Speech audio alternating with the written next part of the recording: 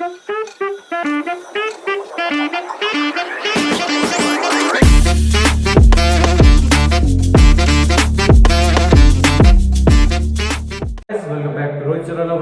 श्री राम सभी दोस्तों। तो दोस्तों आज की वीडियो बहुत ही ज़्यादा इंटरेस्टिंग होने वाली है और बहुत ही ज़्यादा इंपॉर्टेंट होने वाली है आप लोगों के लिए, क्योंकि बहुत सारे लोग के मेरे को डीएम्स आ रहे थे कि भाई आपका जर्मनी आने का पूरा टोटल कॉस्ट कितना था, क्या क्या प्रोसेस थी। तो आज इसी टॉपिक में मैं बात करने वाला हूँ। और एक और चीज़ आप लोगों को मैं बता देना चाहता हूँ, मेरे को जर्मनी आने हुए 1 साल हो चुका है।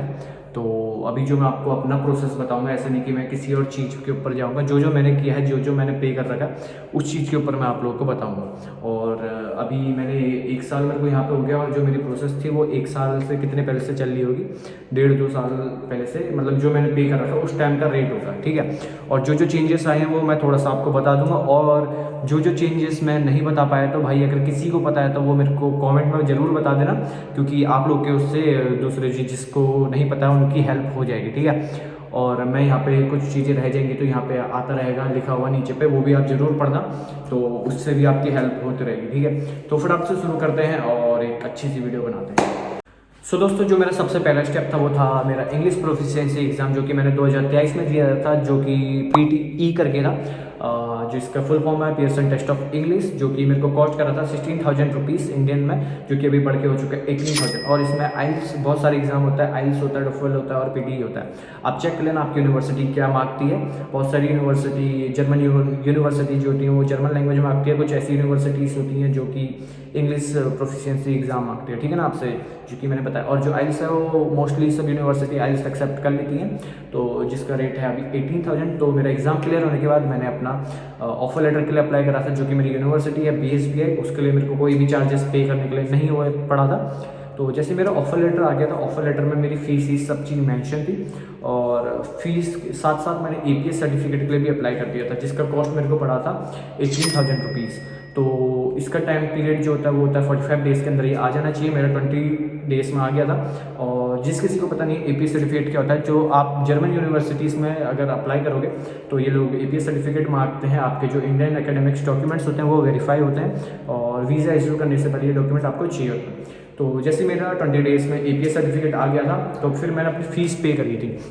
अब फीस में भी इसमें एक सिनेरियो रहता है, तो कुछ लोग इनिशियल डिपॉजिट पे करके आते हैं, कुछ लोग फुल ईयर फीस पे करके आते हैं। उनमें से एक केस में हूँ जो इनिशियल डिपॉजिट पे करके आया था, जो कि 22,000 यूरो होते हैं। और अभी इंडियन रुपीज़ में आप कैलकुलेट करने ना 105 चल रहा है यूरो का रेट, तो 2,000 यूरो मैं पे करके आया था। बाकी रेस्ट ऑफ द अमाउंट मेरा इंस्टॉलमेंट में बन गया था। और जो इसकी इंस्टॉलमेंट फीस होती है वो मेरे टाइम में 300 यूरो, और जो अभी बढ़ के हो चुकी है 500 यूरो, ठीक है। तो मैंने इंस्टॉलमेंट में फ़ीस पे करी थी। और जो मेरी फ़ीस थी, एक आपको अमाउंट बता देता हूँ, आपको आइडिया लग जाएगा किस हिसाब की फ़ीस होती है। जो मेरी फ़ीस थी वो विदाउट स्कॉलरशिप थी 10 लाख समथिंग, जो स्कॉलरशिप के बाद मेरे को पड़ी 7,50,000। अब मैं आपको एग्जांपल देता हूँ, अगर आप स्कूलिंग कर रहे हैं, अगर आप अभी बैचलर्स कुछ भी कर रहे हैं और बाहर आके पढ़ने का सोच रहे हैं, तो भाई अपने एकेडमिक्स जो भी स्कोर्स हैं उसमें काफ़ी ज़्यादा ध्यान दीजिए। अगर जितना अच्छा आप स्कोर करोगे आइल्स में, अपने 10th 12th की ग्रेड्स में, तो उतना अच्छा आपको स्कॉलरशिप मिलेगी, उतनी कम ट्यूशन फीस आपकी होगी। ये मैं अभी प्राइवेट यूनिवर्सिटीज़ की बात कर रहा हूँ, क्योंकि मैं प्राइवेट यूनिवर्सिटी में हूँ। और जैसे एक एग्जांपल देता हूँ, मैं 7 लाख पे कर रहा हूँ। सेम एक लड़की मेरी क्लास में, उसकी 92% है 12th में, वो अभी पे कर रही है 4,50,000 30,000 समथिंग। तो आप डिफरेंस देख सकते हैं ना कितना, 1 साल की बात कर रहा हूँ मैं, इतना पे कर रही है। और अगर आप पब्लिक यूनिवर्सिटीज़ की तरफ को जाओगे, तो पब्लिक यूनिवर्सिटी में आपको खाली एक सेमेस्टर कॉन्ट्रीब्यूशन देना होता है, जो कि 200 यूरो से 300-400 यूरो के बीच में होता है। तो फिर मैंने फ़ीस पे कर दी। तो दोस्तों मैंने फ़ीस पे कर दिया, और जो मैं अभी एक एवरेज खर्चा जोड़ूंगा, इसमें 8 लाख जोड़ूंगा, क्योंकि मैंने काफ़ी लोगों से बात करी थी कि आपकी फ़ीस कितनी है। कोई बोलता 9 लाख है, कोई बोलता 10 लाख है, कोई बोलता 10.5 लाख है। तो मैं एक एवरेज फ़ीस लूँगा 8 लाख, इसमें जो टोटल कॉस्ट में से लूँगा। तो 8 लाख आपने फ़ीस पे कर दी। तो फ़ीस पे करने के बाद आप एक LOA लेटर ऑफ एक्सेप्टेंस होता है, वो आता है। फिर आप अपना ब्लॉक अमाउंट भरते हैं। जो बहुत लोग के मन में ख्याल रहता है कि भाई कुछ ऐसा तरीका बता दो जिससे मेरे को ब्लॉक अमाउंट ना भरना पड़े। मेरे को बहुत सारे ऐसे DM आते हैं कि मेरे से बोलते हैं कि भाई कुछ ऐसे लूप होल बता दो जिससे कि हमें ब्लॉक अमाउंट भरना ना पड़े। तो यार ब्लॉक अमाउंट भरना आपको मैंडेटरी ही है। जो अभी के टाइम पे 12,133 यूरो आपको भरना पड़ता है। आप कैलकुलेट कर लेना, इंडियन रुपीज़ में 105 रेट चल रहा है, जो आपका अभी जब भी वीडियो देख लेना, अभी करंट रेट देख लेना, तो उस हिसाब से आप कैलकुलेट कर लेना। तो इतना आपको पे करना ही करना है। और जिस किसी को पता नहीं है कि ये ब्लॉक अमाउंट होता क्या है, तो मैं आप लोगों को बता देता हूँ। जो आपका एक लिविंग कॉस्ट होती है, जो ये यहाँ की सरकार कहती है कि बच्चा आएगा तो सीधे ही काम वाम तो करेगा नहीं, तो एक खर्चे के लिए ब्लॉक अमाउंट बना के दीजिए। तो एक आप बैंक में इसको जमा कराते हैं। मैंने एक्सपेट्री करके था, मैंने एक्सपेट्री में अपना बैंक खुलाया था, तो मैं उसमें पे करके आया था। जब मैं जर्मनी में आया तो मैंने उसको एक्टिव कराया, तो मंथली फिर मेरे को इंस्टॉलमेंट मिलती है। तो मंथली एक यहाँ पे स्क्रीनशॉट डाल दूंगा, आपको एक पता चल जाएगा कि किस हिसाब से ब्लॉक अमाउंट होता है और क्यों होता है। तो क्या कहते हैं 992 करके आपको 992 यूरो आपको हर महीने मिलता रहता है। For the first month you will get 992 की पेमेंट 2 बार, ठीक है। 2 इंस्टॉलमेंट मिलती है पहले महीने में, और फिर एक सिंगल करके 992 करके आप लोगों को मिलता रहेगा। तो फिर ब्लॉक अमाउंट कराने के बाद, तो दोस्तों अभी तक का हमने जैसे देखा कि जर्मनी आने के लिए कितने ज़्यादा खर्चे हैं, और अभी थोड़े और खर्चे हैं जो अभी मैं आपको एंड में बताऊंगा। तो बहुत सारे लोग के स्टूडेंट्स के मन में ऐसा ख्याल आता है कि इतना ज़्यादा हम कैसे अरेंज करेंगे, क्योंकि जो यहाँ का मेजर खर्चा है वो ब्लॉक अमाउंट होता है और ट्यूशन फीस होता है। तो बहुत सारे स्टूडेंट्स के मन में डाउट आता है कि इतना ज़्यादा पैसा कैसे अरेंज करें, अगर हम एजुकेशन लोन की तरफ जाएंगे तो बिना कोलेटरल के हमें मिलेगा या नहीं मिलेगा।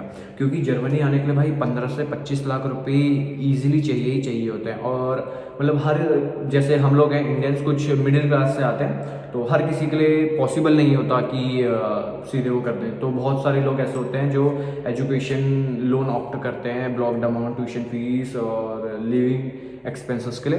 तो फिर बहुत सारे लोगों के मन में ख्याल आता है कि हम जाते हैं बैंक सीधे एजुकेशन लोन करवाने। तो अब आप बैंक तो जाते हैं, काफ़ी सारे बैंक वालों को पता नहीं होता कि लोन कैसे प्रोवाइड करें।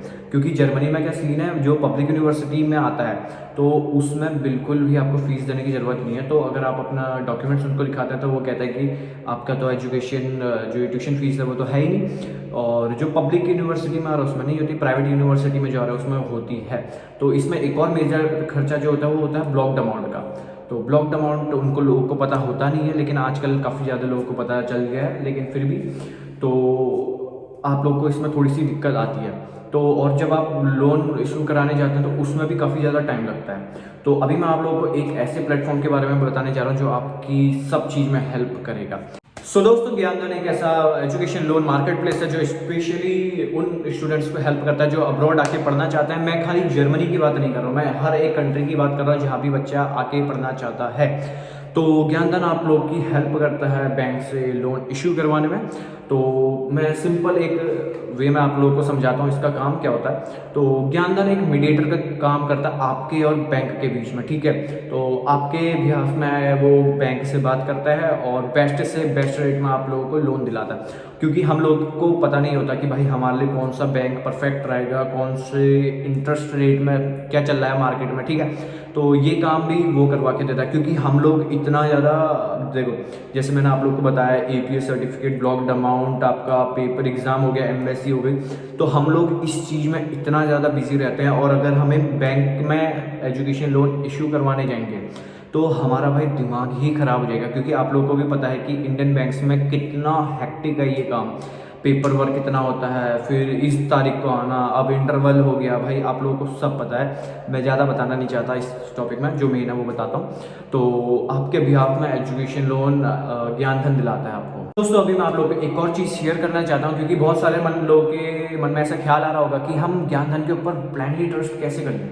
तो ज्ञानधन अभी तक का 25,000 से भी ज़्यादा स्टूडेंट्स को उनकी ड्रीम जर्नी में हेल्प कर चुका है और 8,000 करोड़ से भी ज़्यादा लोन डिसबर्स्ड कर चुका है। और अभी आप लोगों के मन में ये भी होगा कि ऐसे कौन सा बैंक है जिससे वो लोन प्रोवाइड करता है, क्या वो बैंक ट्रस्टवर्दी है या नहीं है। तो भाई एज ए इंडियन हम सबसे ज़्यादा ट्रस्ट किस में करते हैं, गवर्नमेंट बैंक में। तो जो हमारा सबसे ज़्यादा मेन बैंक होता है SBI बैंक होता है। तो सबसे ज़्यादा मैं नाम SBI का ले रहा हूँ क्योंकि सबसे ज़्यादा लोग वही यूज़ करते हैं और सबसे ज़्यादा ट्रस्ट उसी में करते हैं। तो SBI बैंक हो गया, एक्सिस बैंक हो गया, ICICI बैंक हो गया। तो ऐसे 15 से भी ज़्यादा बैंक्स हैं जिनके साथ ज्ञानधन की पार्टनरशिप है। तो जो NBFCs होते हैं उनसे 5 से 7 डे प्रोसेस में लगता है, और जो बैंक्स होते हैं उसमें 8 से 15 दिन का प्रोसेसिंग टाइम होता है। और आपको इन बैंक से ज्ञानधन के थ्रू 40 से 50 लाख का अनसिक्योर्ड लोन मिल जाएगा विदाउट कोलेटरल, तो which is a very good thing. तो दोस्तों अब आप लोगों के मन में थोड़ा सा ट्रस्ट आ चुका होगा ज्ञानधन को लेके। तो अभी मैं आप लोगों को बता देता हूँ कि इसका लोन कैसे लेना है और आपकी एलिजिबिलिटी कैसे चेक करनी है। तो एक मैं अभी यहाँ पे डेमो दिखाता हूँ आपको। तो दोस्तों इसका लिंक मैंने डिस्क्रिप्शन में दे रखा है, वहाँ पे जाके आप फटाफट से चेक कर सकते हैं और अपनी पूरी डिटेल्स यहाँ पे डाल देना। और ये आपसे सब चीज़ें पूछेगा कि आपको कौन सा इनटेक में जाना है, कौन सा ईयर में जाना है, कौन सा कोर्स है आपका, तो सारी चीज़ें यहाँ पे होगी और कितना लोन है, कौन सी टारगेट कंट्री है आपकी, A to Z यहाँ पे सारी डिटेल्स है। और आप अपना फटाफट से भरिए इसको, और इसमें आप अपनी सारी डिटेल्स डालोगे तो आपको पता चल जाएगा कितना लोन आपको मिल सकता है। तो दोस्तों लोन खाली ट्यूशन फीस के लिए नहीं होता, लोन ब्लॉक्ड अमाउंट के लिए भी होता है और क्या कहते हैं विदाउट कोलेट्रल भी आप लोगों को मिल जाता है। और अगर आप टाइम टू टाइम अपनी इंस्टॉलमेंट भरते रहें लोन की तो आपका सिविल भी स्ट्रांग होता है। और डिस्क्रिप्शन में मैंने लिंक जाके दे दिया, फटाफट से जाके आप लोग चेक करो। और जिस भी कंट्री जाना चाहते हो कंट्री का नाम डालो, ये खाली जर्मनी के लिए नहीं था, किसी भी कंट्री आप जाना चाहते हो तो वहाँ पे जो भी एलिजिबिलिटी क्राइटेरिया वाला मैंने आपका वो डाल रखा है, जाके फटाफट से चेक करो आपको कितना लोन मिलता है, कितने इंटरेस्ट रेट में मिलता है।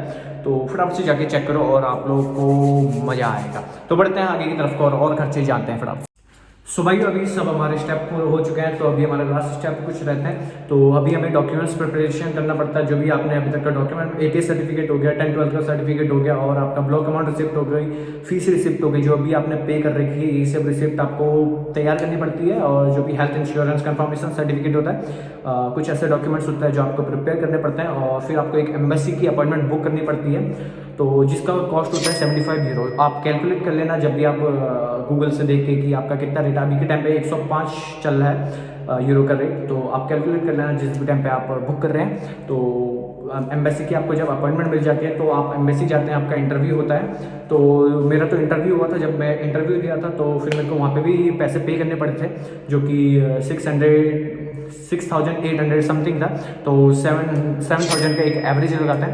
तो मैंने वो फीस पे करी थी, उन्होंने मेरा पासपोर्ट कलेक्ट कर लिया था और एक स्लिप दी थी कि 15 डेज़ बाद आप आना और अपना पासपोर्ट कलेक्ट करना, फिर आपको पता चलेगा वीज़ा आया या नहीं आया। तो लकीली मेरा वीज़ा आ गया था, तो मैं बहुत ज़्यादा खुश हुआ। फिर मैं घर गया, तो एक चीज़ मैंने इसमें थोड़ा सा गलत करी थी, जो मैं आप लोगों को सजेस्ट करूँगा कि जल्द से जल्द अपनी फ़्लाइट बुक करना। जितनी जल्दी आप फ्लाइट बुक करोगे उतनी सस्ती आपको मिलेगी।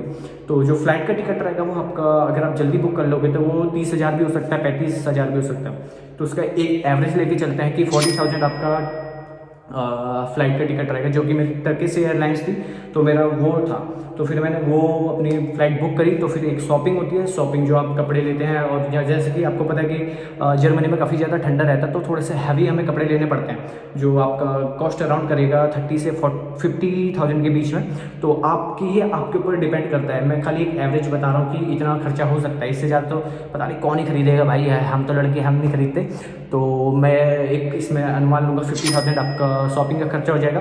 तो फिर जब आप अपने सब चीज़ हो जाता है, फ्लाइट भी बुक हो गई, शॉपिंग भी हो गई, और थोड़ा इधर उधर खर्चे हो जाते हैं, ठीक है। तो अब आप रेडी होते हैं जर्मनी निकलने के लिए सूटकेस लेके।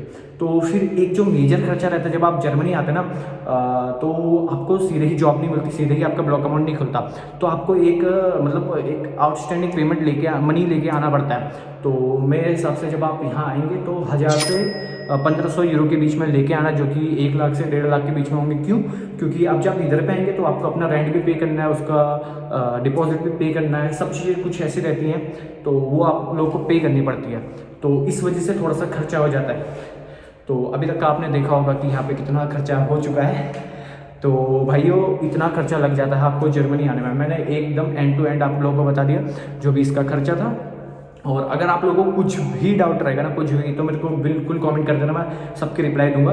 तो मिलते हैं नेक्स्ट वीडियो में। आई होप आप लोगों को ये वीडियो पसंद आएगी तो लाइक कमेंट शेयर करके मेरे को जरूर बताना। और बाय बाय, जय श्री राम सभी मेरे दोस्तों को।